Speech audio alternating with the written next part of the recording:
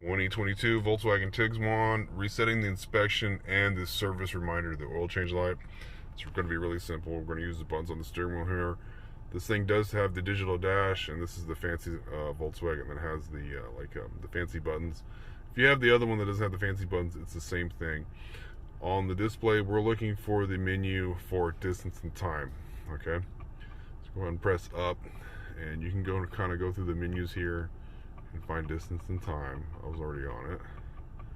As soon as you get to distance and time, right here, we're going to press over to the right, and this menu right here, we're going to press and hold down the right button for 10 seconds. Okay, so 1, 2, 3, 4, 5, 6, 7, 8, 9, 10.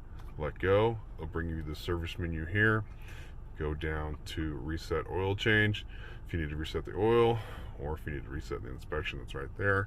We're going to go ahead and reset the inspection. Just press OK, and it'll ask you if you want to reset the inspection, and press OK. It'll tell you it's done. Wait a few seconds. This will time out, bring you back to the menu. Then you can go and reset oil if you need to do that also. Hit OK, and then he'll time out and bring you back.